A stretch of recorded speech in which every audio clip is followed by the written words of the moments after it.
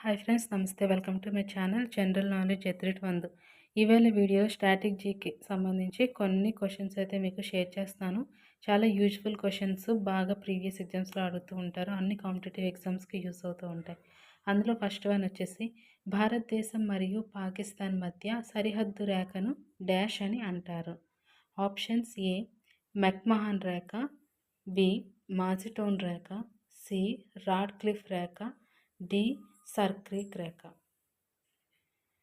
And the correct answer C Radcliffe Rekha.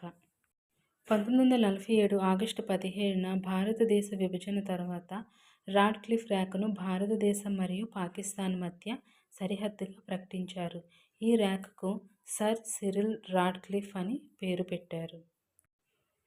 Reserve bank of India మొదటి భారతీయ governor ఎవరు? Options: A C D Deshmukh, B Sachindra Roy, C S Mukherjee, D వీరిలో ఎవరు కారు. And the correct answer A C D Deshmukh. C D Deshmukh భారతీయ civil services సభ్యుడు, RBI మొదటి భారతీయ గవర్నర్. అతను 1943లో గవర్నర్గా నియమించబడ్డాడు. 11 ఆగస్టు 1943, 30 జూన్ 1949. ఆర్బీఐ మొదటి గవర్నర్ ఒస్బోర్న్ స్మిత్ 1 ఏప్రిల్ 1935 నుంచి 30 జూన్ 1935 వరకు పాలించారు మొదటి గవర్నర్గా. క్రింది వారిలో ఎవరు క్రీస్తు శకం 712లో భారతదేశంపై దండెత్తారు? Options: A Mohammad Ghori, B Ghazni Mahmud, C Mohammad bin Qasim, D Qutbuddin Aibak. And the correct answer C Mohammad bin Qasim. Mohammad bin Qasim Arab military commander. క్రీస్తు శకం 711 నుంచి 12లో సింధును విజయవంతంగా ఆక్రమించిన మొదటి ముస్లిం. ఇతను అయితే కొన్ని కారణాల వల్ల భారతదేశంలో తన సామ్రాజ్యాన్ని స్థాపించలేకపోయాడు.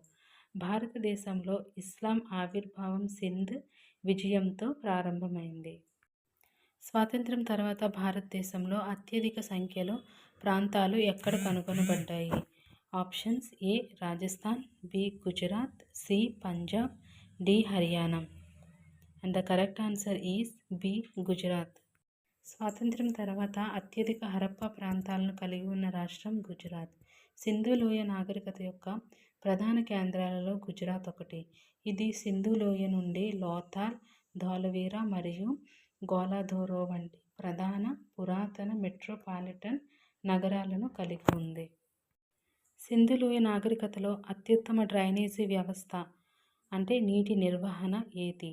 Options: A Harappa, B Lothal, C Mohenjodaro, D Kalibangan. And the correct answer C Mohenjodaro. Sindhu లోయ నాగరికతలో డ్రైనేజీ వ్యవస్థలో ఏకరూపత ఉన్నప్పటికీ మొహంజదారో డ్రైనేజీ వ్యవస్థ చాలా విస్తృతమైనది. ఇలాంటి పురాతన నగరం ప్రపంచంలో ఎక్కడా ఇంకా కనుగొనబడలేదు.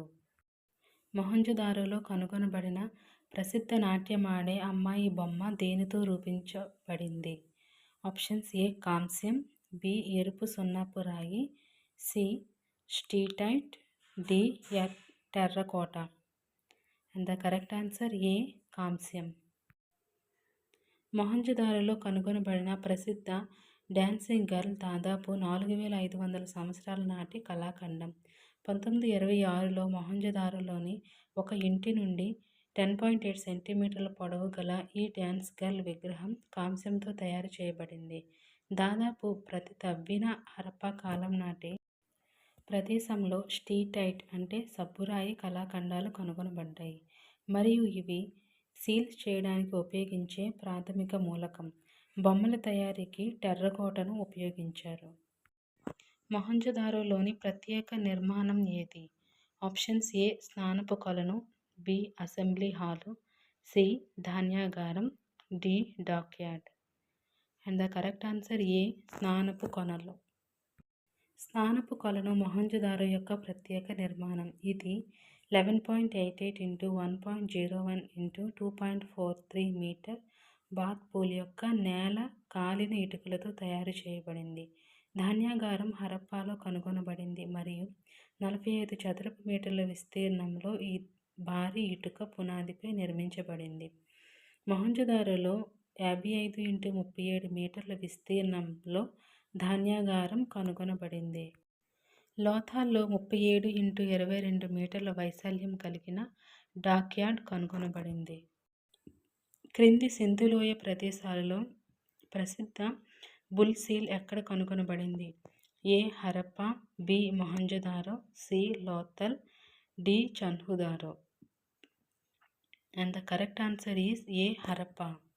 సింధులోయ నాగరికత ఉన్న ప్రదేశంలో హరప్పాలో ప్రసిద్ధ బుల్ సీల్ కనుగొనబడింది.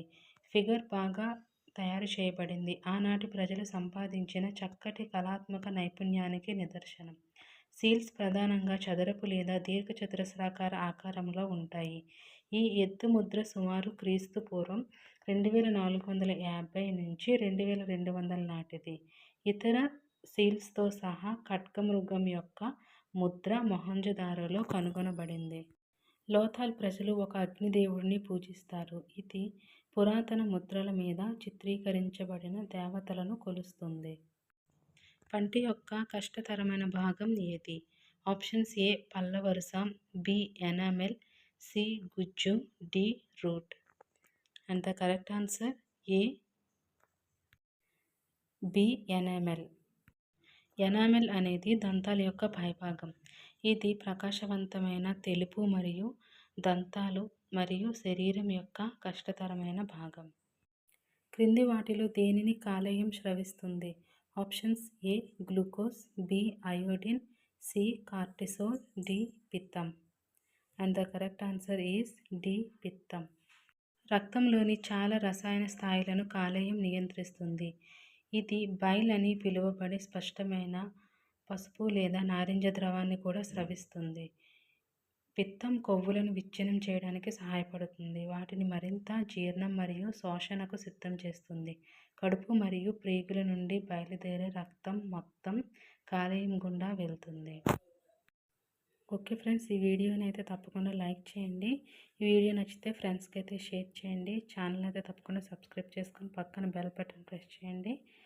చేస్తూ నాకు సపోర్ట్ చేయండి. Thank you friends. Have a nice day.